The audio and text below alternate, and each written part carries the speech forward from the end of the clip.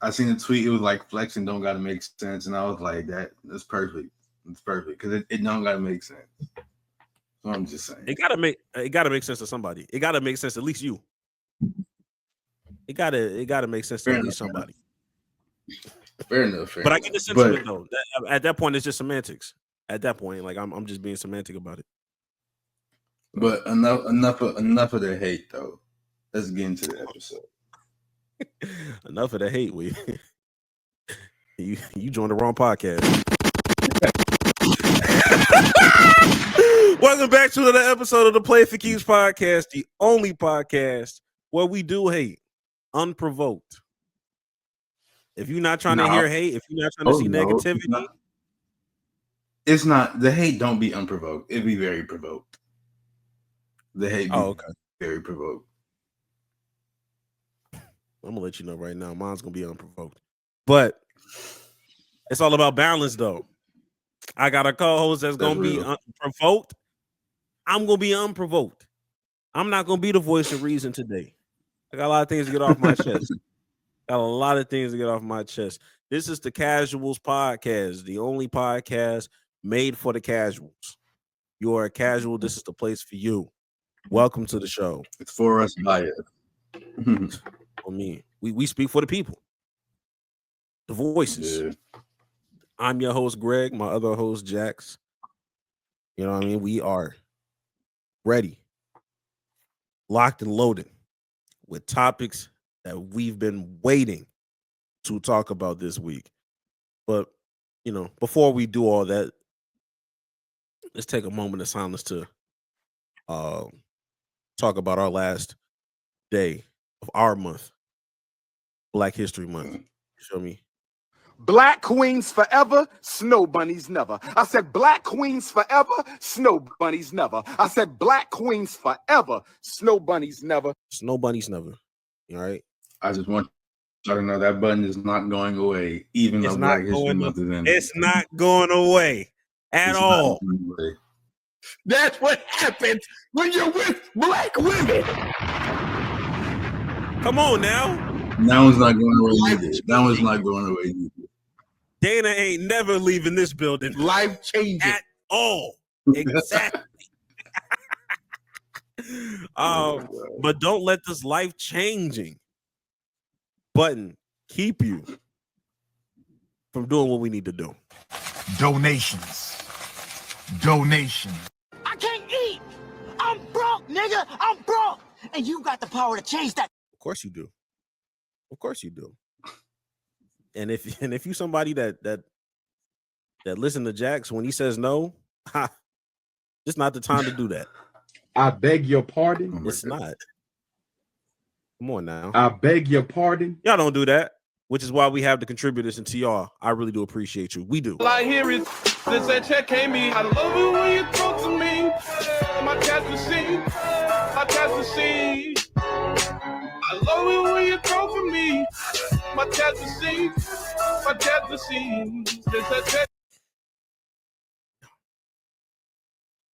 Welcome to the show. Welcome to the show. Now, we do, like I said, we do have things to talk about. I'm gonna stop saying a lot, but I'm gonna always say we do have things to talk about. It's not a lot. Ever since we took our NFL picks, it ain't got real. Yeah, it's not.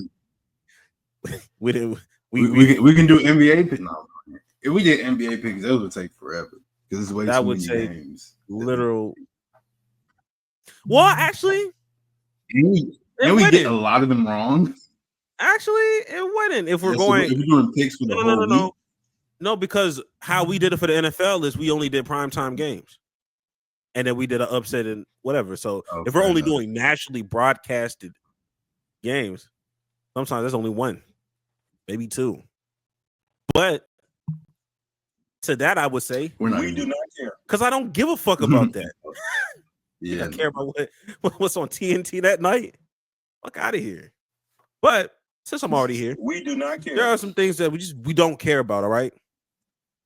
Now this first one, I ain't even seen it on the TL. I'm just believing what Jax told me. We do not care About everybody crying about this tush push. I mean, If y'all are, I would love y'all to stop. It's the off season again, and it came out. There was a report. At first, it was like an anonymous team went to the league office and was like, "We need to get this tush push banned." And then it came out that it was the Packers, and it's funny because the Packers tried to do a tush push and it failed because the only ones that are good at it is the Eagles. So that's really the only reason people hate it. It's just because the Eagles are too good at it, and it's just like, get over it, bro. If you want to stop it, then just don't let them get close. That's it. So we don't care. It's not important. Y'all just need to tighten up. Stop being a hoe. Y'all making it seem like this been like the deciding factor of Super Bowls or like important games. Eagles, exactly. Philly didn't just smack the shit out of Mahomes and them, and they did that push. They would have done that with or without a tush push. Yeah, you think Cooper DeJean needed that tush push to get in that fucking end zone? No, exactly. Nigga. Hell no. We do not care. Another thing I don't care about is Paul George putting a pause on this podcast. Okay. Now, you started off hot, Paul, because you know I was a fan of your work in the beginning of things. That's still a good podcast. That's a great podcast. Hey, for me, it's been a while since I've like listened to your podcast, but I do understand the sentiment of you wanting to step back, take a break. Now, when you said championship contention, you lost me there, buddy. But relax, you know, I understood what you was, going for. And I understand. I understand. Look, I understand. With the exception of, I think yesterday, I think your last game you dropped 25, but before that, it had been well over a month and a half since you had a 20-point game. So for you to just be struggling the way you're struggling, and to get on this podcast talking about the so what was your welcome to the league moment, nigga? It's bad optics at best. I get it. I get it. And plus, me personally, I think the podcast was better in person for y'all. Once you had to go on the road and it became like a little StreamYard, whatever y'all had going on. No, it just didn't feel the same. So I get it. If you're gonna do it, just do it in the off season or something. You ain't gotta do it during the season. It's a little much. Free Jackie. Yeah, and free Jackie Long. Jackie Long need to do some acting work too. You know what I mean? He need to go out and he need to stop putting that acting career on pause. There's some roles out there for him that I need him to act in. You know what I mean? So. And that white guy, I don't know what he does, but he needs to go and do that, whatever that may be. I'm not sure his profession, but shout out to that man. I don't know his name either. I just know he's the random white guy every podcast. He told the nigga, hey, the word of the day, job. J-O-B. Job. Oh shit. We do not care. Also, there's Jordan Schultz versus Ian Rappaport. Conglomerate. I don't even what do you call this shit? The verbal accostation. I don't know the correct tense of it, but why didn't they just say verbal altercation? They could just say fight, argument, disagreement. It's a lot. Like there's a lot of other words they can use. Especially the way you do now, Jax. I think you have more information on it. Just tell the viewers just a quick synopsis of like what's going on. All right. And this is also funny because this all sort of started with the Matthew Stafford report, and then it just came out that Matthew Stafford just he just signed a new deal with the Rams, so it's now a moot point. But anyways, it was alleged that Tom Brady had called Matthew Stafford up to his Montana ski resort so they can talk about Matthew Stafford going to play for the Raiders. And a reporter by the name of Jordan Schultz, he said he was the first one to break that news in the tweet. And then Ian Rappaport, the NFL reporter, he like quoted that tweet and was like, no, that didn't happen. Matthew Stafford and Tom Brady just happened to stay in the same neighborhood. And then Jordan Schultz, he quoted that tweet and he was like, listen, if you think Matthew Stafford and Tom Brady stayed in the same place in Montana and like they just happen to live there, then I have I have like a beach house, like I say, in Idaho or something along those lines. And it's the NFL Combine this week, so all the reporters are in the same place. And Schultz happened to see Ian Rappaport in a Starbucks, and he went and they verbally accosted each other because he walked up to Rappaport and he was like, "We need to talk." Rappaport was like, "No, we don't." And then Schultz said, "We need to talk, and it's gonna be a fucking problem if we don't." And Rappaport just looked at him like, "Leave me alone." And then it just started arguing, and then eventually NFL security got called. And it's just like all of this over Tom Brady and Matthew Stafford. Like, really? For it to be a verbal accostus, there had to been some yelling on. There had to be some yelling on both sides. Like I think Ian Rappaport probably was just like, "Nigga, no, we don't." But then he was like, "Nah, we do." I can't even imagine. I can't imagine Ian Rappaport yelling. Leave me alone. Yeah, because I feel like he, Like, because if he really said "leave me alone" in a yell, it's gonna come off like a cure. sadly. It's gonna come off like a cure. Leave me alone. I mean, I feel like all white people are Karens internally, but that's an argument we can get into another day. I said all white people are Karens on the inside, but that's something that's a topic we can No, get into I another- didn't say Karen. I said Akira. Oh. I said it's gonna sound like Akira. I'm not gonna lie to you. Ah! But Akira's funny.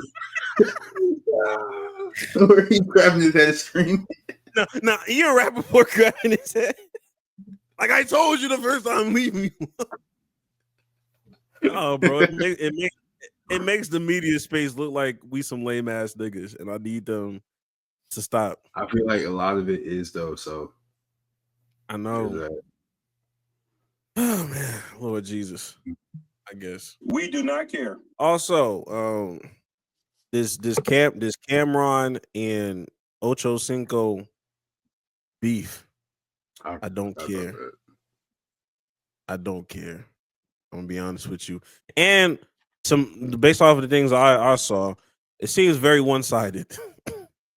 Like it seems very one-sided. I haven't seen a single thing about it, and I'm making it a point to not see a single thing about it. So okay. I'll take your word for it. What it's like. Are you standing on business with it? That nigga said I'm taking a stand. I don't find the nightcap show. I don't find it funny, bro. So I'm not gonna look at anything they post because it does nothing for me. I don't laugh at all. I just look at them and like these are two old people just acting like they're 17. And then this like it. Ocha not even saying anything. That nigga just left. every single video, that's all he did. That nigga don't even say words. That nigga just silently laugh. Oh my god. Oh shit. So man, the space is a shambles. My god. We do not care. Finally. Actually, not even finally. Oh, no, it is finally. Tank Davis is fighting.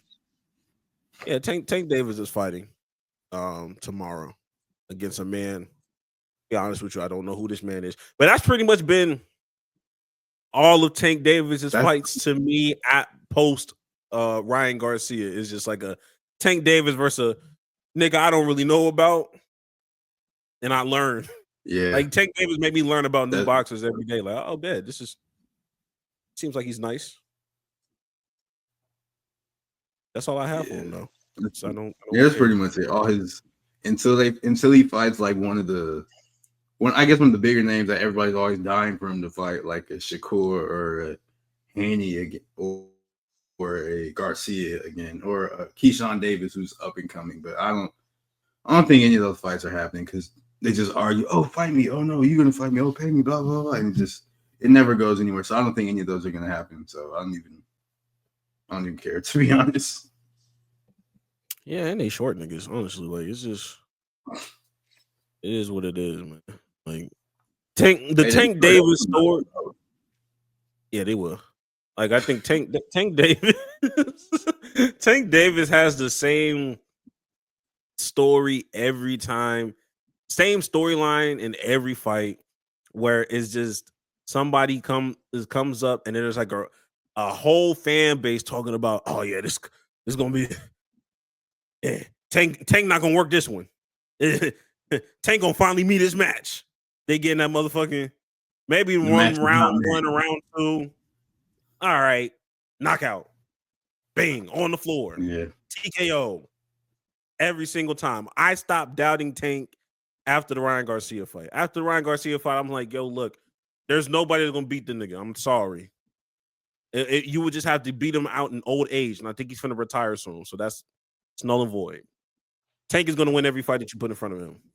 Respect that nigga, unless he's fighting like somebody like bigger than him, because I know people are talking about this fight also isn't gonna happen. People are like, oh, what if he fought Bud? And I was like, yeah, that's not happening in general. But if they fought, I think Bud would obviously whoop him because he's much bigger than Tank. But it's not gonna happen, so it doesn't even matter to talk about. And they don't even like each other. Nobody likes each other in boxing. You right.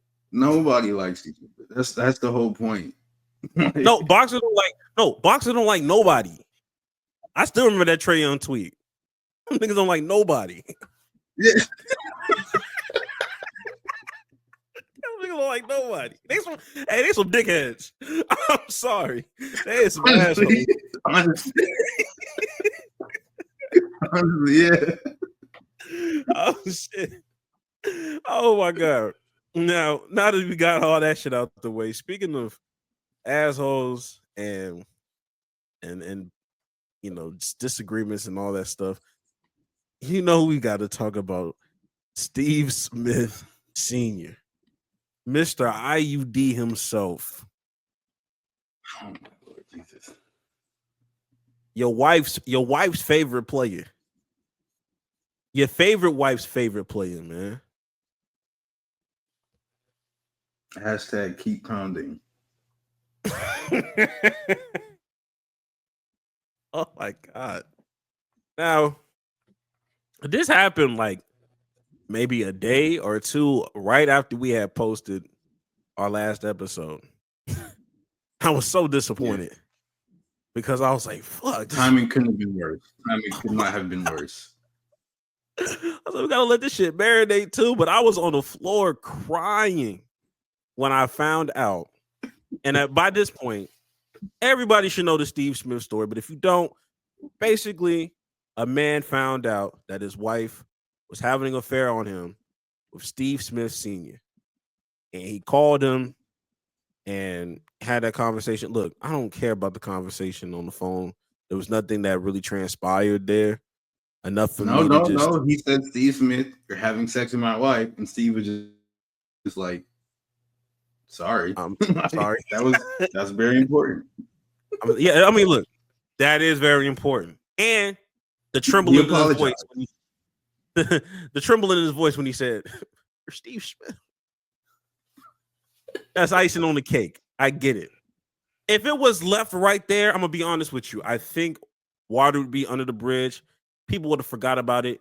People probably wouldn't even care anymore if it just left at the phone conversation that you secretly recorded. But no, you didn't do that. You decided to leak the text messages between your wife and Mr. Steve Smith. And boy, do I have something to show y'all. Like, why would you? I don't understand his thought process, because it did nothing but make him look bad. Like it did nothing but make him look horrible in this situation. And I'm be honest, it did, but I still see the vision. Let me share my screen. Now, ignore Chris Benoit right here, because obviously we understand what that means. Oh my gosh. My goodness. For our audience listeners, I'm just going to say this one time because I feel very uncomfortable trying I'm not reading any of these segments. Steve Smith says, "Take me deep down your throat like you kind of like." Hey, look. hey, the woman said, I did. I would have gagged on it, but I had to come home. Nigga. Lord. Like, Oh why my are you God. leaking these texts? You idiots. You hate your husband. Nobody's laughing with him. Everybody's laughing at that man. Oh my God. Everybody's laughing at that man. Shorty said, I love making you come. Oh my God. Why did they zoom in on it?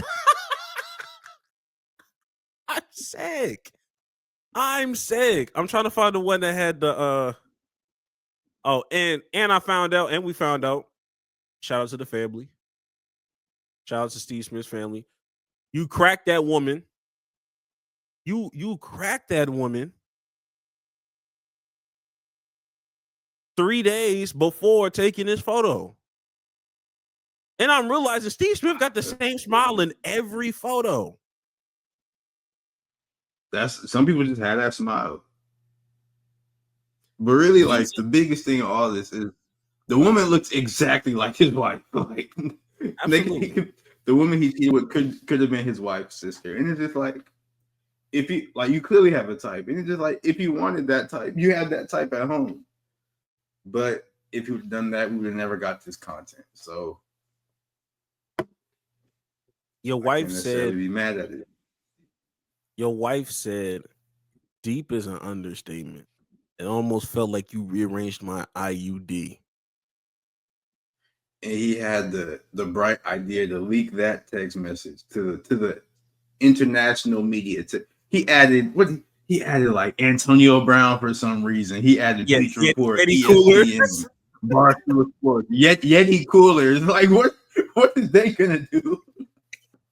What? Hey, if you can't crash out over your wife, I don't know who you can crash out over. Look, I understand that, you know, people are questioning why you would do this. Why would you do that? It just seemed like he wanted to just ruin Steve Smith's home as well. Like, I think that it was just an attempt of, I don't have access to Steve Smith's wife, so I'm just going to have to embarrass this nigga in public, and I have nothing else to lose because I feel that nigga was numb that day. That day, he didn't care about being embarrassed. He didn't care. He said, "Yo, look, clearly, if you're gonna ruin my marriage, I'm gonna at least try to ruin yours. We're gonna go down together. I'm bringing everybody down." I wonder if it worked. I want to know if it worked. It probably didn't. But... I'm gonna be honest with you, and this is not me being shallow. I think it just depends on Steve Smith's network. That pretty much depends on if it worked or not. So I don't know the man's finances, but I think that does come to play. But rich people when people have a rich spouse, they put up with a lot of stuff. So yeah, that's true. Now, is she gonna get her get back? Absolutely. You think a woman just gonna stand there and just allow all this to happen?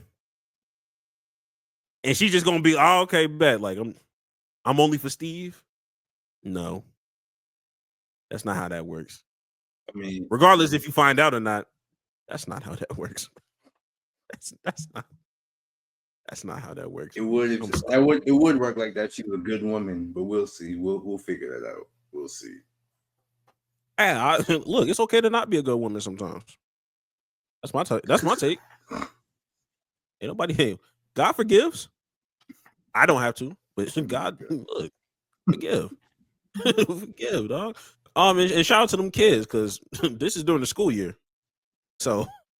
I be forgetting people have school. I be forgetting school be going on. Kids be outside at any point, at any time. I be forgetting school goes on. That's a very tough thing to have. I know they talking crazy. IUD, hey yo, nigga just screaming IUD. Oh my god. No, that nigga with DIE, bro. I can't do it. I'm glad it's not my parents. I mean, they're rich. So they'll get through it. They'll get through it. Oh, Rich for people sure. get through stuff easy. Oh, absolutely. But money solves a lot. But getting to more important topic. I don't even know this is a more important topic. Just a topic that we want to talk about is me and Greg. We both finally finished that Quarter Gold series on Netflix. What are some of the takeaways that you have? Well, first of all, did you like it? I enjoyed it. I enjoyed the series mainly because I don't remember the last time they had like film like that. Outside of that Dream Team documentary that they had, where they were kind of but that was just specifically Dream Team stuff. Like we got a chance to see a little bit of everybody's locker room, which I think was the difference between that and whatever. So I enjoyed it. And my first takeaway is shout out to my French goat. Shout out to my French goat, Nick Batum, getting some airtime. You feel me? Shout out to my guy. I wanted to make that a Nick Batum's PR took a hit when that freestyle dropped, and it was like fourth quarter. Wow, Nick Batum, his PR took a drop after that, but this brought it back up. I fuck with Nick Batum, bro. I fuck with that nigga very heavy. They can never make me hate that man. And if we ever do TikTok drafts and he's available, best believe I'm going to try to force the issue. I'm going to try my best to force the issue. Low key, this made me rock with Evan Fournier too, because I didn't realize he was a real nigga like that, bro. I was unfamiliar with his game, but he a real nigga. I did not know that. Absolutely. Yeah. I think another takeaway that I mean, you can get more into the KD thing as well. It's not that I didn't know this, but it just always further solidifies how much of a real nigga KD is. KD is a very real ass nigga. Very straightforward individual. Clearly loves basketball. And what was the other thing I was about to say? Oh, I just liked being in other people's other countries' locker rooms, and their mentality about just the Olympics is just kind of like, damn, okay, like I just like niggas that are trying to get after it. Like they trying to get this gold. They trying to get this silver. Like, yo, like, yeah, them niggas got, you can tell they truly believe, like, okay, like we good enough to go win this. Whether it be Serbia, whether it be France, whether it be Canada. They believe in their guys enough to be like, hey, yo, look, we can get that. We got it. We got it. We knocking on the door. So I like the intensity, and I like the cockiness of some people that just, they're trying to get after it. So. Yeah, I felt like seeing like the difference in locker room dynamics. Like you had the US and they're sort of like, the US created basketball. Everybody sort of expects them to win goals. So like they had that mentality of, okay, we just got to keep it up, despite the fact that like the world they sort of didn't admit it, but admitted all the same that the world is in fact catching up, but they still like, hey, we still got to, make sure that they know who it is and who we are and all that. But then you have like France 1000% believe that they were gonna win. I completely believe that. They're in their head, they're like, yeah, we're going to win this game. We're going to get the gold medal. It didn't work out like that, obviously. Serbia sort of believed that, but then some of the players are just sort of like happy to be here, and like you could tell that. But even then, like they still had that intensity. They were still getting after it too. So I really did like that. But one thing I didn't really realize though, until like I saw him, I think it was like the last episode when he was like recording everything with his camera. Like they didn't really talk about Devin Booker that much, and he was like, I remember during the Olympics we sort of talked about like he was like one of the more underrated players in that team because he was like the do everything type of guy. And like I didn't know Devin Booker had all of that to his game because he was passing, he was defending, he was just doing everything the team needed him to do, and he didn't really get a focus on. So I was surprised about that.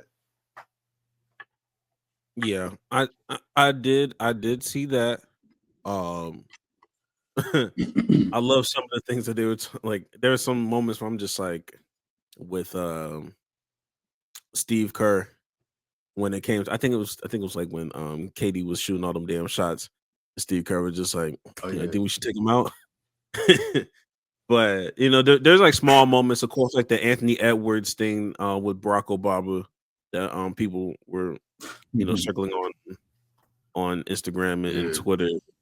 Like I said, nothing for the most part really surprised me, or there wasn't from the US side, there was nothing that was said or done or I saw that was a different perspective that I didn't already think already. In real time when I was watching it in July. But like I said, when it came to France, boy, they swore. They just knew. And I fuck with Boris Diaw. Boris Diaw is one of those players that he's part of that holy trinity. I love Boris Diaw. I love Boris Diaw. So I didn't know he was I didn't know he was a part of the coaching stuff like that. I didn't know, but it's like, damn. It puts me personally, as we continue to do the Olympics, it does kind of put me in weird and tough spots as we go down. Because of course I'm going to root for US to win. But there are a lot of players that I do like that are from other countries that I would love for them to do well. For sure. Like when it comes to Boris Diaw, I don't care. Like where he's at. I be rooting for that nigga's success. I don't know shit about Serbia like that. Yeah, Boris Diaw was dope, bro. He was one of my favorite players, bro. He's so cold, bro. This nigga's passing. He was fat and he can hoop, bro. Like that's tough to me. I was saying, bro. So it's like you can never make me hate that nigga, bro. But exactly. Yeah, but like with Canada, you would think the way France's mentality was, you would think Canada would have been the same. They just kind of fizzled out. Yeah, Canada was a little like not to like play into like the Canadian stereotype, but they were just sort of like, you feel me, sort of like happy and shit, bro. Like I don't know. I didn't feel like that intensity from them until they lost, and that was when RJ Barrett, like he was like, "Fuck," but then even then, Shea, he was like, "Yeah, I sort of didn't really take this as serious as I thought I should have until like it was over." And I was like, "Dang, we really only get to do this once every 4 years." So I mean, I think next time they're gonna come out with sort of a different mindset and probably some new players because it'd be players from different countries getting to the NBA every single day. So I wouldn't be surprised. Absolutely. Yeah, and I think, and on top of that, Jamal Murray didn't have a good showing in general, like in real time. Like I remember, they even talk about Jamal Murray in the show. I don't even remember. I don't remember it. I just think the only thing I remember was like episode 1, and they had that one rap song as they were introducing Canada, like in the description. It was like, "Pause, I am Jamal," and then it like moved to like Jamal like shooting. But I don't really remember too much of like Jamal Murray being talked about. But there wasn't. He had a bad Olympics though. He had a bad Olympics, so he had a bad Olympics. So I wouldn't really focus. I wouldn't want to focus on him anyway because that's sort of an asshole thing to do if somebody's playing bad. So yeah, but yeah, like it's like I said, it's definitely something that I'm glad they were able to get this production together. I don't know what I would rank it, but it was good. It was top tier to me. I don't know.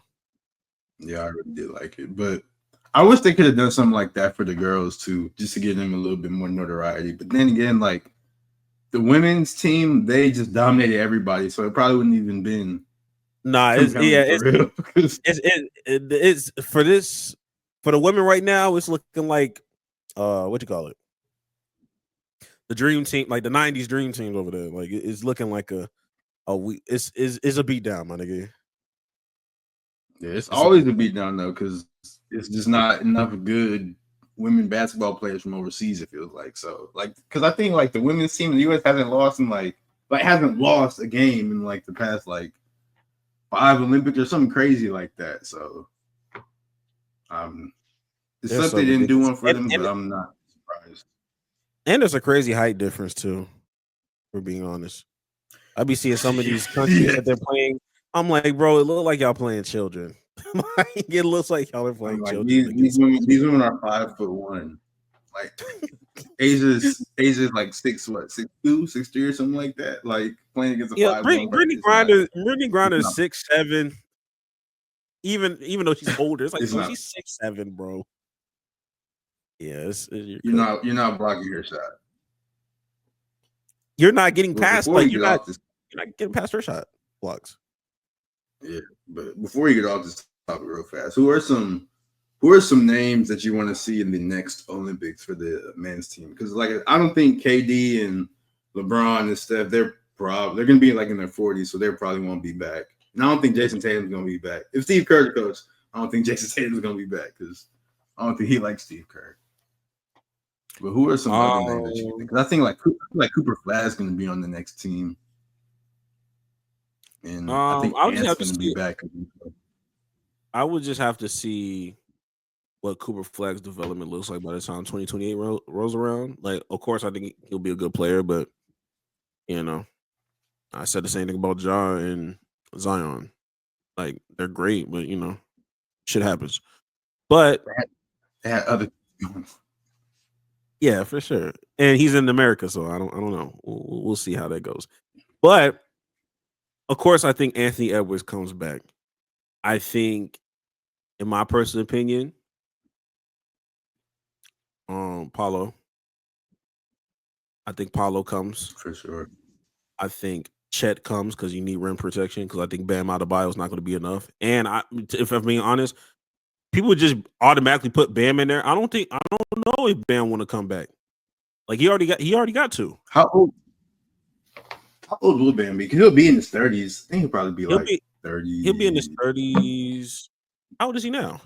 27? 28? I think Bam might be a little bit older than us, so he might be like 32 next Olympics. Because let's see, how old is Bam? Let me spell the same name. Age. Yeah, he's okay. 27. Next Olympics he'll be he'll be like 30 31. Or when he turned. Yeah, he'll be 30, 31 type, something like that. So he could still come back. I don't think AD will be back. AD's probably not going to be there because he's going to be old. Embiid won't be playing basketball in 4 years, so he won't be there. But Chet, yeah. So you're going to need some rim protection. You need Chet. I can see them getting K. Cade probably going to be there. Yeah, I can. Both Thompson twins could as well. Has to be. Bare minimum one, but I would love for both of them to be on there. And then you think Devin Booker? You think Devin Booker gonna be back? I'm just looking at people in their 30s where I'm just like, okay, like how many gold medals coming back? How many gold medals do you get before you say, nah, I'm cool, like I don't want it no more? Like I'm chilling. How many gold medals does he have? At least 2, I think. Oh, he got 2. Yeah, he has 2. So it's just like once you get your second gold medal, it's like, how many do you really want? Like, I mean, KD wanted 4, and he got 4.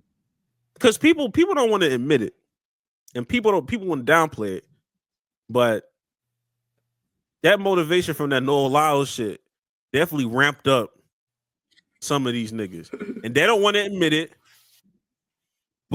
And I'm not saying that all of these niggas, like if it was for Noah Lyles, like, do you really think LeBron would be here this go round? Oh, for sure. I think they said like LeBron and them, they decided they're going to come after the U.S. lost in the World Cup.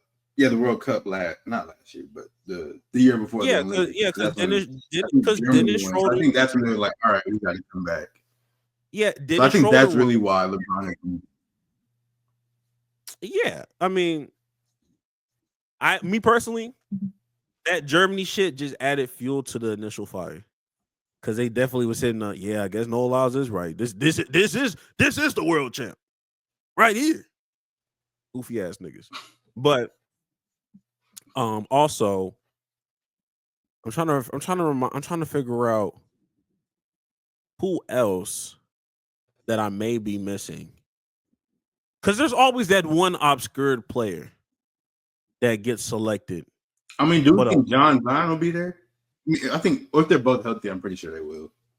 Jaren Jackson, he could as well. Jaren Jackson or Evan Mobley. I could see Evan Mobley. Evan Mobley's from the U.S., right? I think so. Or is he from Canada? I could be tripping completely. Evan Mobley. Where's that movie?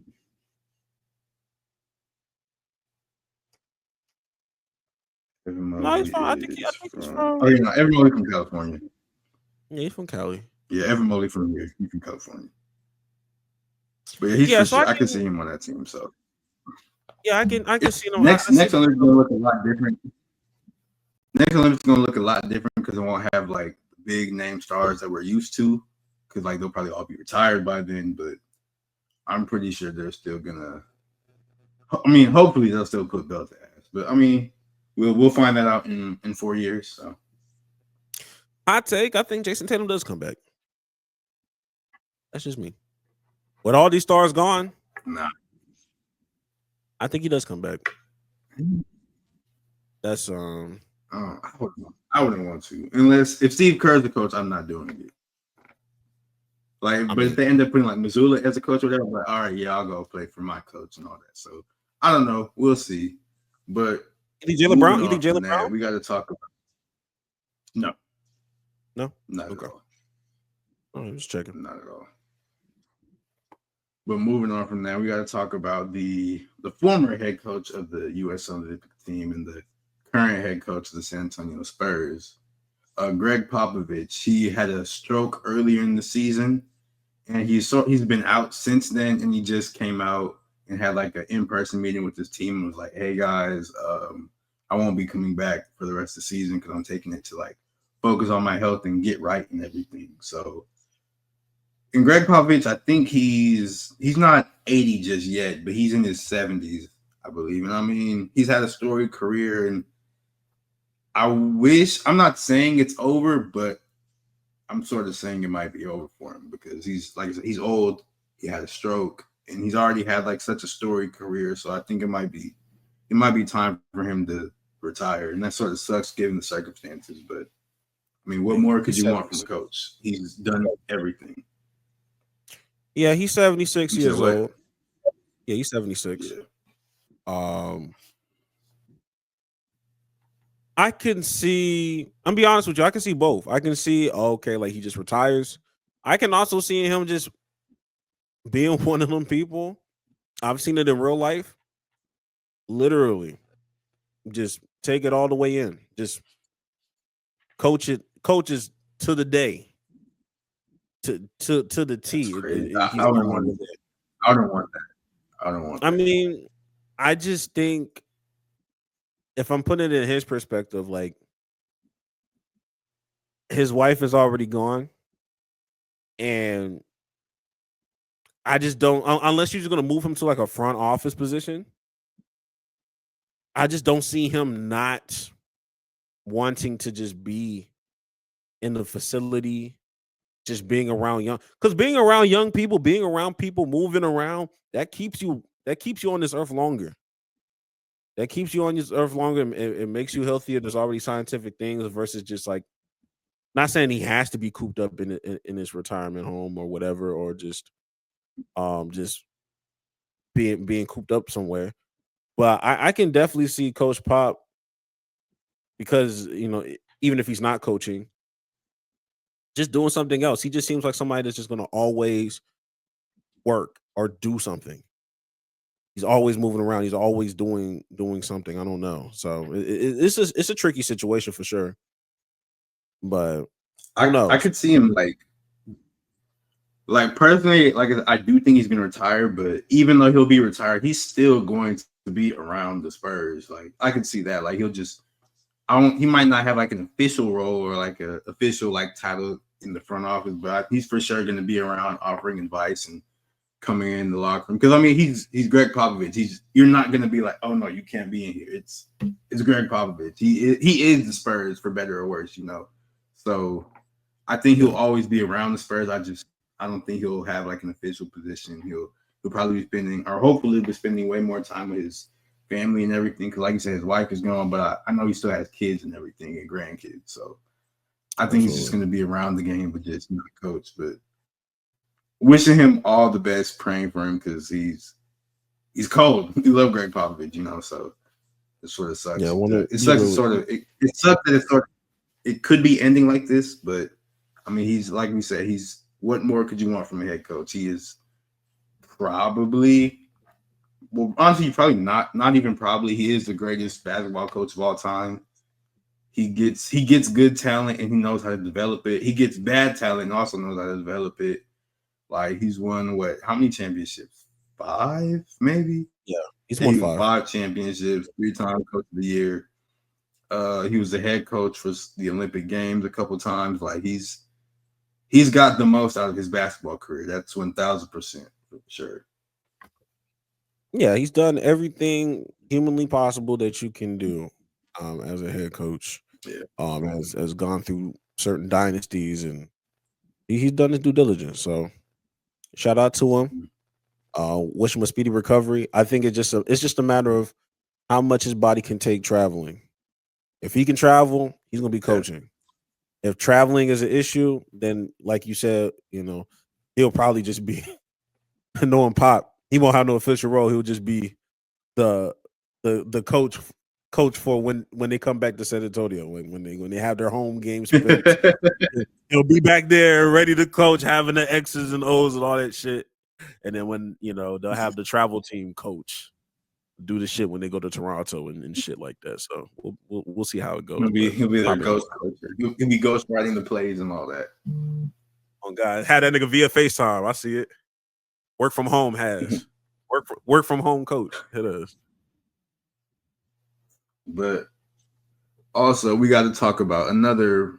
Well, he didn't have something as serious as a stroke happen to him, but Joel Embiid, he is sort of mulling over having a experimental surgery for his knee because he has had, I can't even count how many times he's had knee injuries, and he's had a bunch of surgeries. And I think his last surgery that he had, it was supposed to be a routine one, but for whatever reason, it didn't take or it didn't heal properly. So he's going over the prospects of having like some super duper experimental surgery to hopefully, get him back on the court. But me personally, I think Embiid should have been retired, honestly, because his knee I don't think his knee can do it anymore. I don't think his meniscus can hold up. And like, if he wants to have like any sort of decent quality of life in the future, I think he should retire sooner rather than later. Like that's really my take on it. I mean, I can respect when you say it because you've been saying it for a while. But I do kind of hate the notion of the retiring facts for other niggas.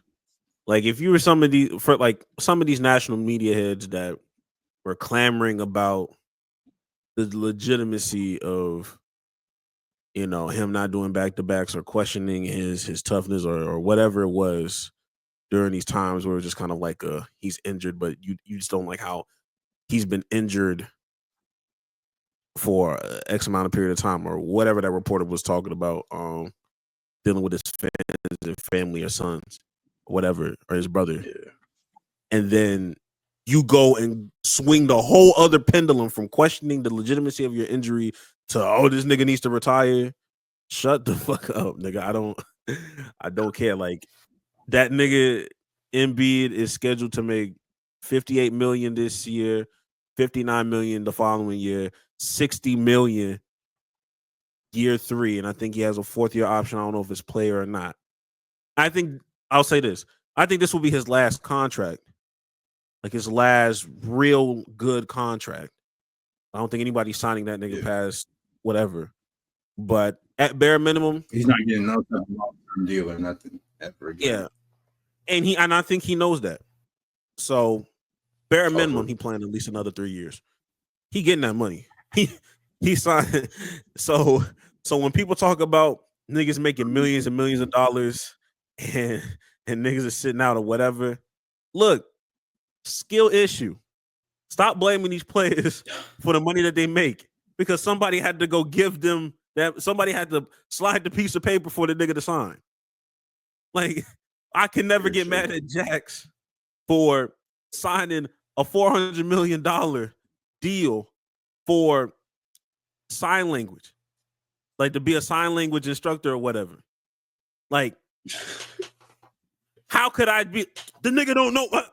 Why did you give it to him without going through the proper things? That's It's very like, true.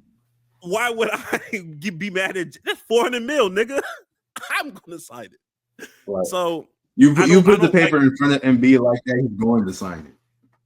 Because who wouldn't? And the money just keeps getting Exactly. higher and higher and higher and higher, which is why I look at a team like the Clippers and salute them. Like, okay, fine. Like, I know hindsight's 2020, but you told Paul George, hey, yo, look, we not signing you no max, nigga. Go find that shit somewhere else. We not giving it to you. You can come back on the deal that we want you to be on, because you're not better than Kawhi. Mm-hmm. If you can go find it, go find it. And you found it in Philly. So I look at you, look, Daryl Morey, that's on you. You gave him the money. You gave, and I'm not even trying to jump on Paul George's yet. We'll stay on Embiid. So as far as Embiid, should he retire for quality of life? Yes and no. Because I think now we're at the point where I see where you're coming from, but we're at the point where Embiid also can finally understand that he ain't got to prove shit to nobody. Take the time you need. Don't force yourself out there if you're not 100% ready. Now, if you were on some other shit where it's like, oh, like if you're on some Tua shit where it's just like, oh, okay, like I just got to get on here. I got to prove to these niggas I'm healthy. I got to prove to. No, those are the people you got to beg and plead to. Hey, yo, you might need to retire, my brother. Joel Embiid is going to take the proper precaution. I think he only played 18 games this season. 18, 19, maybe 20 games this season. It's fucking crazy. Go ahead, just shut it down all the way. You're going to get the money. This is not the NFL. This money is guaranteed. Do what you need to do. You're not taking money out of my pockets, so I'm not going to be pissed at you. You're not going to restructure that contract either. So figure this shit out. Do what's best for your body. And if you're going to do it that way, just play out your contract, and then we'll see how it goes. But he's not retiring anytime soon. And I think people got to leave those retirement talks alone for at least another 3 years. Because I'm not turning down 60 mil. I'm not giving you back money, nigga. And that experimental surgery is great. That experimental surgery is crazy because they out here talking about you potentially intentionally breaking the hip to try to figure something, like breaking another bone part of my body. Oh my God. Intentionally? That sounds all the way wrong. That sounds all the way wrong. It feels not right. Feels not right. That's why I'm like, he just needs to quit. He just needs to retire, bro. Because he's I don't know how I should look up his career earnings. I didn't, and I'm not going to because I don't care that much. But we both know he's made probably like $250 million, maybe more. Like he should be set for life, and that's just on the court. He's also has a hella endorsement deals and everything. So if he's managed his money right, which I have no reason to believe he hasn't, he's set for life. So I don't know. I'm just like, dog, you should just really retire, bro. It's not worth it. But that shit don't mean nothing when I'm looking at 60 mil right in front of me. Oh God. And if I'm Joel Embiid, if I'm Joel Embiid, what the fuck you pissed at me for? I'll literally be injured every year. I came into the league injured. You know what you signed up for. This ain't no. I get it, but I see what you mean though. I'm not gonna try to act obtuse about it.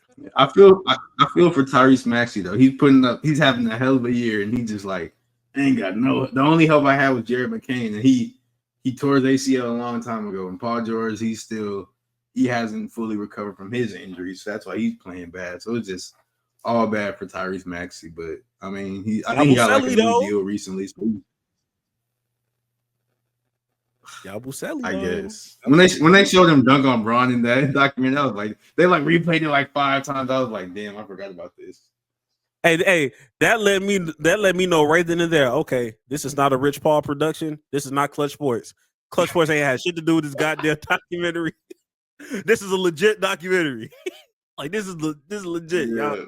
There's no propaganda because the way they all them different angles they just showed LeBron get dunked on. I'm like, all right. And then it showed like D-Wade. He was like, man, you don't usually see LeBron like that. I was like, oh my God, it's not Make it work. Nah, Oh that's my real. goodness. That's real. Yeah. But enough of all that sad conversation, man, with all these injuries and people going through it and blah blah blah. Let's talk about something that could be sort of happy with this whole Kevin Durant business, because a Windhorse report came out and he said, he was like, man, everybody knows Kevin Durant's going to get traded. He doesn't really want to be there, and the Suns need somebody. And KD, he will be a free agent after next season. So he has one more year on his contract. And people have sort of been speculating like the Suns are going to trade him because the Suns are cheese and they have no draft picks and also no money. So they got to get off somebody to make some sort of room. And that somebody's more likely going to be Kevin Durant. And there's been a lot of like rumors of, oh, who wants him in this, that, and the third, because keep it being, everybody wants Kevin Durant. He's still like a 27-a-night player, even though he's 36. He's still a good defender. He can still get you a bucket whenever. Like he's still a superstar, which is insane. But him, like people don't talk about his longevity in the way they talk about LeBron's, because Kevin Durant's had his injuries, but he's still up there putting up great numbers. But anyways, with that being said, who are some teams that you could see Kevin Durant being traded to, and that would make sense for KD and the Suns? For both, okay. I'll say honestly, a couple Texas teams. Houston, of course, is going to make sense because Phoenix has literally all of their picks up until 2029. So giving them their picks back, or basically giving them back their control of the draft, and then whatever the quality pieces you want to grab out of there that's not Amin Thompson or Sengun. Pick your poison. It just kind of, for me, it'll just kind of depend on what Raphael Stone, the GM, like who he's willing to try to keep in this math. I know at one point they were more focused on Devin Booker, but how it's currently shaping out now, I can see KD too. Dallas for me, in my opinion, makes a little bit more sense than Houston for KD. Why do you say I'm that? being honest with Because you. I think Houston makes more sense than Dallas to me. I think for Houston, I'm being honest, it's like I don't let the record fool me. Like the record is the record, and we're a good team, and we've achieved. But I'm not sure. I got to see what they look like in this playoff, like this round of playoff. I need to see like who are rising to the occasion. Like who are the pieces? We still don't have a real pecking order. And for KD's window, I'm assuming KD's window is what, the next 2 years, 3 years, maybe. Oh, I don't think he's one of those. I don't know. Is he going to play past 40? I don't know, but I know for sure, like a 2 to 3 win. They said this fuckery can't go on longer for LeBron, and the fuckery is still going on with LeBron. I have a feeling like KD sort of like that too. Like him, LeBron, KD, and Steph, I think they're going to play for a very long time. It just depends on what you consider a very long time. Like what do you consider a very long time? Well, maybe very long. When I say very long time, I mean like whole career, like career as a whole. I think Kevin Durant, honestly, I could see him playing until he's like, or however long this next contract is, like, because he's gonna probably get re-signed whenever, or he's probably gonna get a new deal with whatever team he chooses. I think that's gonna be like his last contract, but I could see it going like till he's like 40 or 41, maybe. So I guess he's 36 right now. I don't know when he turns 37, but like next 3 or 4 years. Okay. Yeah, so 3 to 4 years. Yeah, so the next 3 to 4 years, which in my opinion fits right in line with what Dallas is trying to do. Capitalize within the next 3 to 4 years, or well, I think there's more than 2 to 3. The next 2 to 3 years of what you have in Kyrie and Anthony Davis, and then adding a Kevin Durant to that mix. Now it just depends on what they're going to give back in exchange. Like, this is why I said this is more of a KD. This makes more sense for KD more than Phoenix, because of course Phoenix has some better avenues and there's some better assets that they can probably go get. But you know, not that they're going to be clamoring over PJ Washington or Daniel Gafford or anything like that. But you know, you still have Derek Lively. Like, there's some pieces there. Like, once KD gets there, all you would need is maybe what? A shooting. I don't even know who the shooting guard is for Dallas. Max Christie. Oh yeah, it is Max Christie. I mean, I guess. I don't know if Max Christie starts, but I probably will be. Yeah, I don't know. Yeah, I don't know who they would be willing to give up, but the timeline makes a lot of sense for them. As far as KD to Houston, it was like, okay, well, when he first gets here, we still may not be ready. Like, we still not make it. Like, we may just be ready to really truly compete by the time he's end of year 2, going into year 3 of what's going on in Houston. That's just how I feel about it. But outside of them, be honest with you, I don't know who I don't know who else like would make sense. Outside of the two Texas teams, I remember I texted you. I want to see him go to Minnesota to play with Ant, but you also shot back. You was like, as long as Julius Randle's on that team, ain't nothing gonna happen there. And that's for sure a very large hurdle they'll have to clear. But I would like to see him in Minnesota. I don't know if Phoenix wants Julius Randle, because I don't know who wants Julius Randle in the first place. Probably gotta cut that right. It's just not that. It's just not really working for his fit. I guess really sort of anywhere. But outside of Minnesota, this will not happen. It'd be amazing if it did happen, but 100% is not going to happen. But say the Thunder get bounced in like round 1 or round 2, I could see them being like, all right, let's see if KD wants to come back, because I mean, he's a player that could fit anywhere, and the Thunder have a whole bunch of pieces that they could trade as well, including draft picks and young players that the Suns would really, any NBA team would love, because the Thunder just draft very well.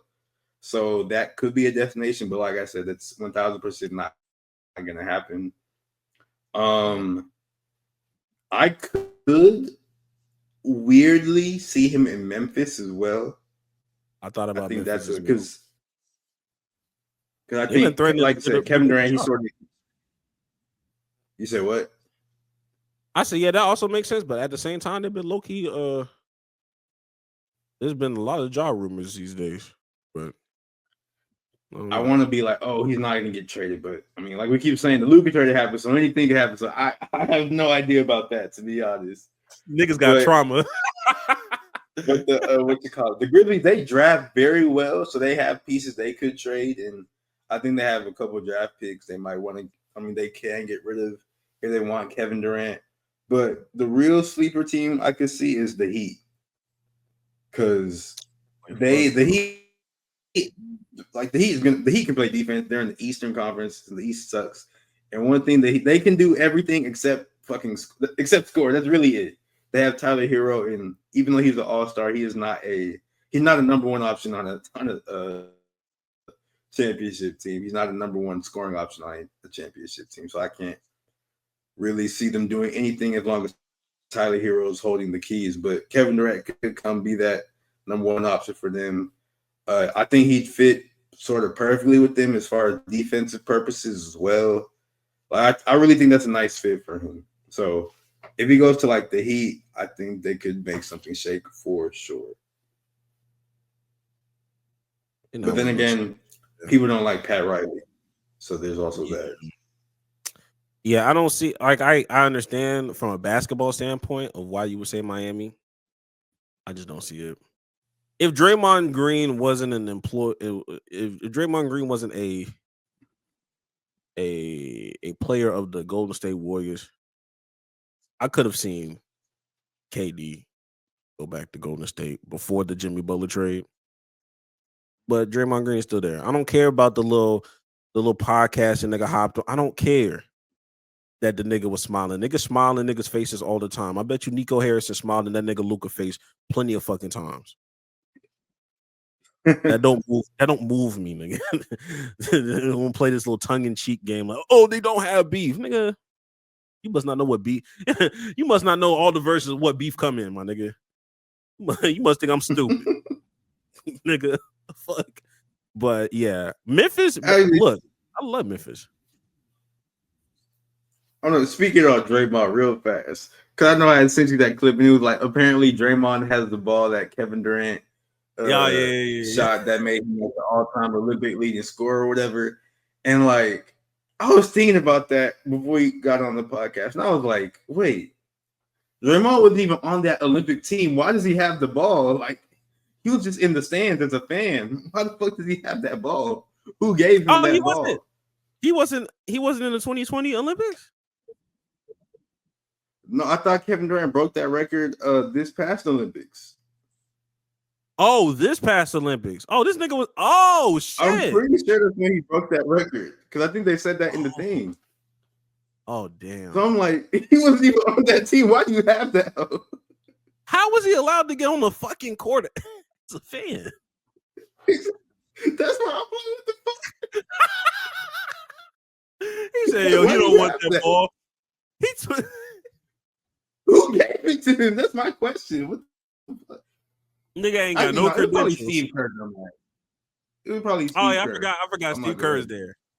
Oh yeah, Steve Kerr is there. Steve Kerr allowed that nigga Draymond to another enabler. You see, that's an enabling shit I've been talking about. Right there. Oh my goodness. Pop ain't going for that. They crazy. But anyway, Greg, I think it's about that time. Think it is too. Hot takes of the week.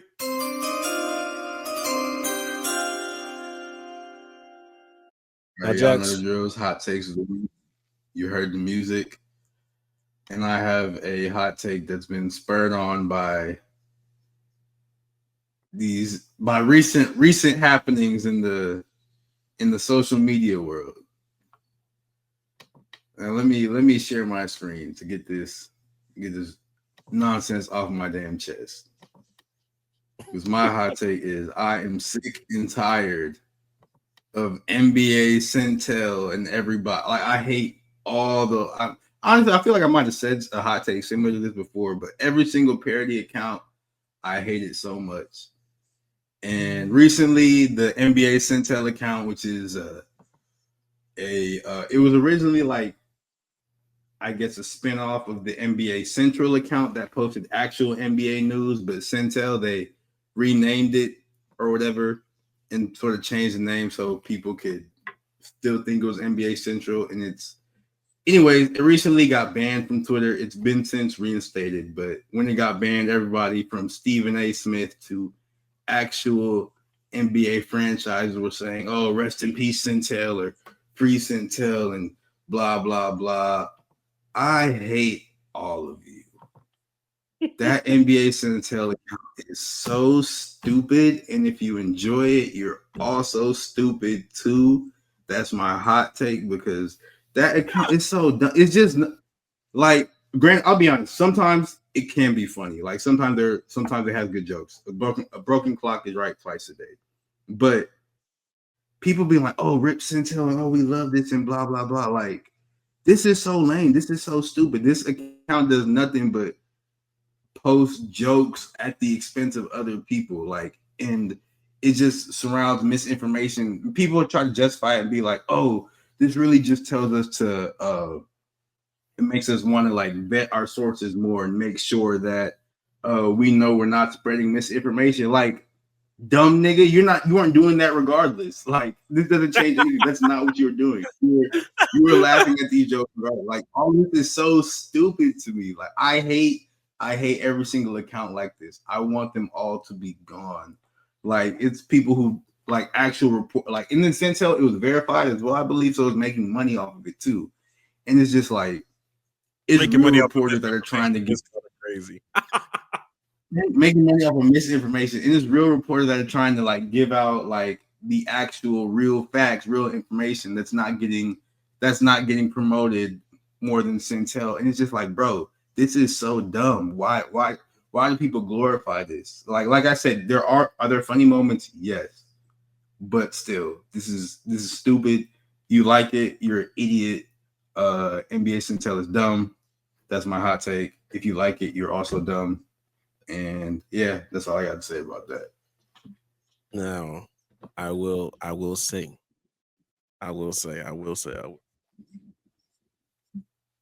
Some of these accounts do need to stay because I want to see. I want to see dumb motherfuckers. Like not like I'm not taking it from the average. Like Jax, when I speak about this, I'm only speaking about niggas I am talking about at work. At work only. Because you know where I work at. When I see certain niggas send shit to producers or do certain dumb shit at meetings, I want some of them accounts to still be there because when you say, where did you get that from? And you have to say out loud at Butt Crack Sports, I want you to feel the stupidity of the lack of research you did. I don't want it to be one of those, Chris Mannix, but I forgot the I wasn't there. Like, I don't want those. Yeah. But the egregious butt crack sports, those are even worse, to be honest. Yeah, those are the even worse ones. The ones that are like, okay, a number off, pretending to be a person and like changing like the I to an L or something, so you can't feel like those are worse to me. But or like the fake ones that like do like fake sources, but like tag a real reporter under it. When you which Centel does many times. Yeah, I understand those. I truly do get those. But keep the hater central, keep the butt cracks. I want to keep all those egregious ones, so I know how much lack of research you truly did before you came into a fucking meeting and provided us bullshit. Because people at the job, people that are vetting stuff for national television, national media, is moving like everyday motherfuckers on Twitter. And I need them niggas to step their fucking game up. And I need them niggas to get blasted in real time. Because that's fucking ridiculous. That right there is insane.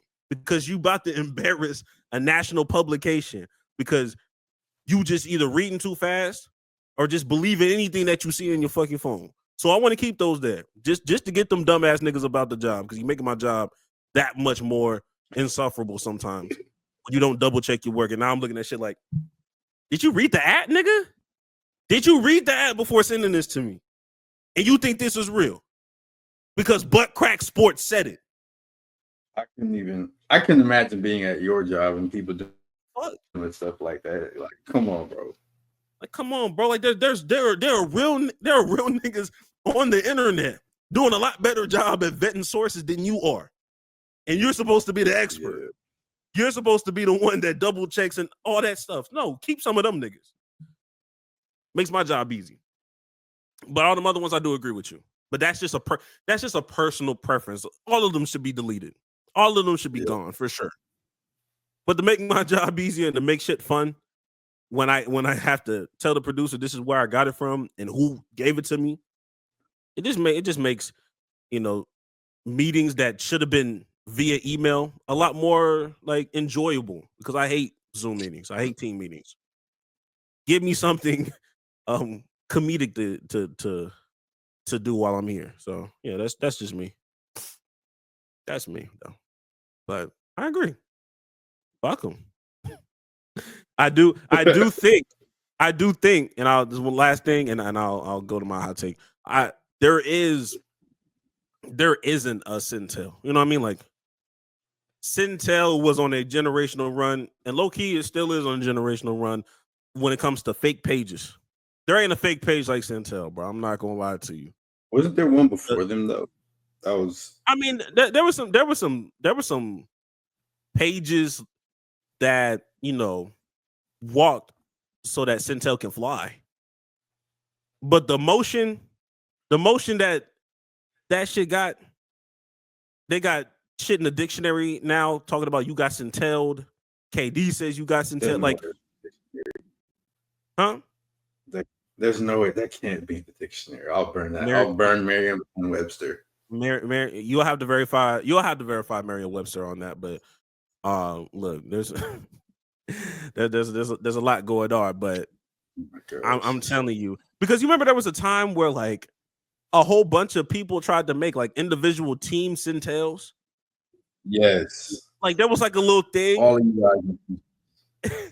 It was just like everybody that had a Moose account just turned it into like a franchise Centel account. And every Moose account, every Centel account, all losers, all of them. And they all flopped. And they all flopped because y'all niggas is not NBA Centel. The way they craft their fabricated and false misinformation and stories and stuff, it is different. Although it is very dumb, it is different. They do have motion. They do have motion, I fear. And we are sheep. Two things can be true. All right, man. I know that I've already had a hot take in the past about, not too much on Adam Silver. Y'all do a little too much when it comes to Adam Silver. So I'm not even trying to bring that as the actual hot take. My real hot take, and this is after having a conversation with Jesse. Shout out to Jesse, the JM Sports Podcast, Sports Factory Podcast, whatever. Make sure y'all follow him. Having a conversation with him made me understand one thing and one thing only. Any complaint that you have about the NBA is directly correlated to the NBA media. Any issue, most people, most of the things that you complain about, regardless if it has anything to do, like, primarily with NBA media, it's a derivative. It stems from, you can trace it back to the NBA media. The NBA media is in a bad spot, is in a bad place, and niggas need to understand that it's bigger than just Adam Silver. That NBA media is a fucking menace. Now, is Adam Silver absolved from criticism? Fuck no, he's not. That nigga, somebody said he has a kink fetish for tournaments, and I understand and I get that. That's a crazy thing to say, but I understand the logic. I understand the logic and whatever. But some of them tournaments fucking work, and I'm not gonna let you sit here and act like it didn't. But y'all have this nostalgia problem with David Stern. Y'all have this nostalgia problem. my commissioner would never. David Stern's NBA would never. When it came to NBA ratings low, that man talking on television about NBA ratings, David Stern will never do that. But he did. He literally did. Right after Michael Jordan retired, he had to get on national television and talk about it. It was a question that was brought to his attention. These referees are ass. NBA, David Stern would never. You talking about the one that employed Tim Donaghy? The nigga that went to jail for weird shit? Let's not go that referee route, please. Please. We got court documents about that. Niggas talking about people had a problem with the NHL guy, the hockey guy, talking about what the NBA needs to do to fix their ratings.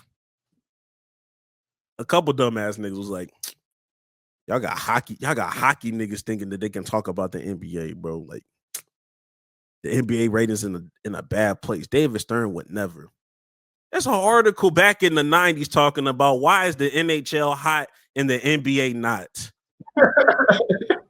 That's a literal article in the 90s talking about that. Get this nostalgia bullshit. Stop. I'm not gonna make y'all I'm not gonna let y'all rewrite history like y'all love David Stern. Y'all didn't love that nigga. You know how many death threats that nigga had when he vetoed the Chris Paul trade? I'm not letting y'all niggas do it. I'm not letting you do it. There's no such thing as a perfect commissioner. It's almost like the presidency. People gonna like it. People gonna hate it. It is what it is. The fact that Adam Silver was able to make things happen, or he wasn't just sitting on his hands and he's actually doing something. I'd rather that than him just do absolutely nothing. But enough about Adam Silver. Enough about Adam Silver. This NBA media stuff, anything that you haven't complained about when it comes to, I think Jesse was talking about the storylines just don't even hit the same. What storyline did you like that was back in the day? Oh, he was talking about, when LeBron James went back to Cleveland, I'm coming home. That aura just hit different. He was like, what storyline matches with that? I was just like, did Luka just not get traded? Is that not a fucking, is Luka going to the Lakers not a fucking storyline? What the fuck are we talking about? Is the team that went to the Western Conference Finals all of a sudden trading Karl Anthony Towns for Julius Randle before the season start not a fucking storyline? Is Nico Harrison himself not a fucking storyline? What are we talking about? Those are we saw Luka dominated headlines for 2 straight weeks during Black History Month as a white man. And we couldn't do nothing about it. But it's not a storyline. But I'm coming home, LeBron James was. I'm not saying it wasn't, but I'm like, we got stuff. And he was like, oh yeah, the NBA needs to market better. He was like, the NBA needs to market better. They just got to push their plays. They got to market better. I'm like, okay. I'm thinking he's talking about like actual NBA games, because I can agree. They push a certain narrative to make it seem like these guys and players don't fucking play. They don't play games. When in actuality, a lot of star players are playing games. You're just not showing the OKCs of the world as much as you're showing the 76ers. You're showing the 76ers when Joel Embiid has 18 games. You're pushing the Clippers when Kawhi Leonard don't play. Stop pushing players that don't play. The Cleveland Cavaliers have plenty of players that are playing. They only missed 2 games. Anthony Edwards only missed 2 games. All these rising stars and young talents, they're playing games. You just need to push them more. Even LeBron James at his 40-year-old ass, he's playing games. He's playing games. So push them. But he didn't bring that up. He's talking about like them commercials ain't hitting like the Chris and Cliff Paul State Farm. I'm like, we talking about that? That's the marketing we have? This what we talking about? You living in fucking nostalgia right now. Because I feel like what you just saying is a slap in the face to fucking Adidas. Because Adidas has been on that. They've been doing some shit with Anthony Edwards and Sprite. Yeah. Like, what the fuck are we talking about? State Farm is still there. They got Caitlin Clark doing some things with her dry humor ass. She's still cool. But the run Anthony Edwards has been having, we out here talking about this nostalgia, nigga. Like, yo. But let the NBA media tell you, shit was better way back before. No, it wasn't. You don't miss long twos from Glenn Big Baby Davis. You don't miss that. You don't miss post touch-ups from Alex Lynn. You don't miss that. What the fuck are y'all talking about? The Lakers missed that.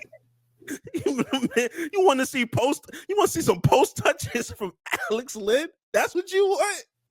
That's what you want? The Lakers would love if Alex Lynn could score in the post. They would love if Alex Lynn could do anything on the court. I'm not gonna lie. Oh, y'all miss everybody. Oh, niggas out here. Oh, and my favorite one, everybody shooting threes. Everybody playing the same way. No, they're not. The Boston Celtics is not playing like the OKC Thunder. The OKC Thunder damn sure not playing like the fucking Rockets. If you watch the fucking Rockets game, you know them niggas not shooting no fucking threes, nor are they making them.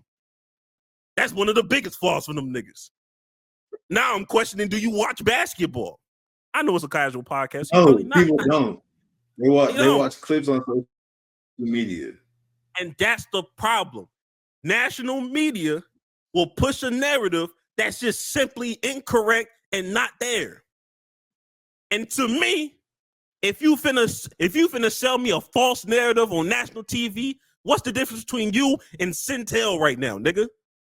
What's the real difference if you not gonna tell me accurate information? Talking about everybody plays the same way. Talking about everybody shoots threes when all you did was just watch a Boston Celtics game twice. Fuck out of here. Yes, more people shoot threes because they decided instead of having my foot on the line like Glenn Davis, I'm gonna take one step back and shoot a fucking three. Yes, threes are moving up, but the play styles are definitely different. Trae Young plays totally different than another nigga. We still have heliocentric. We have every part of the game that you want. If you miss mid-range or so back, say Gilgeous-Alexander is still here. That's everything. That's 2000 basketball for you right there, but efficient. And now he giving you 50 a night now. What the fuck we talking about?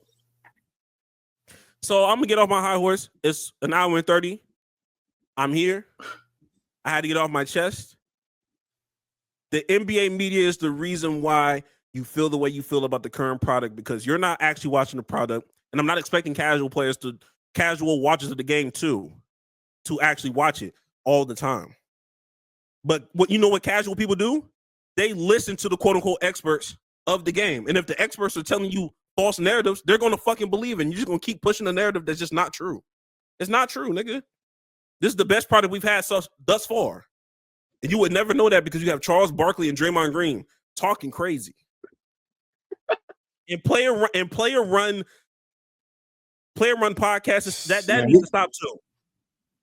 We got to get into that another day because that's a whole thing. That's a whole hour. Active player national TV runs, that shit needs to stop too. But we're gonna talk about that. Let's say that. We'll talk about that next week. I've seen not even just NBA. I've seen Fred Warner has a podcast now. Like, no disrespect to Fred Warner. Why the fuck do you have a podcast? I did not know that. I seen that. I was like, did this say Warner? What the fuck? Who cares? Like, no, this is Fred Warner's an amazing player. No disrespect. Why the fuck do you have a podcast? Nigga said Warner. Nigga said Warner's.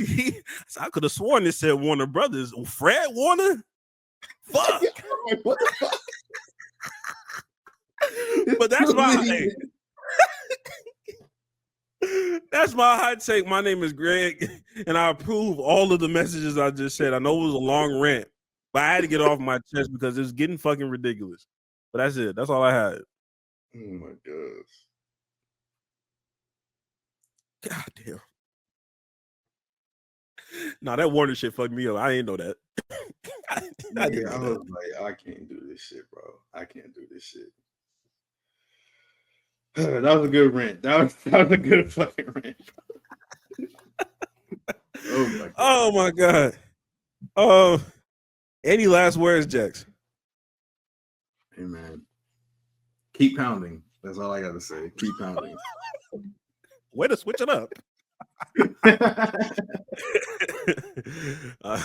Hey, you can't tell me that nigga didn't do something Life-changing. That boy definitely did something life-changing. Changed that woman's life.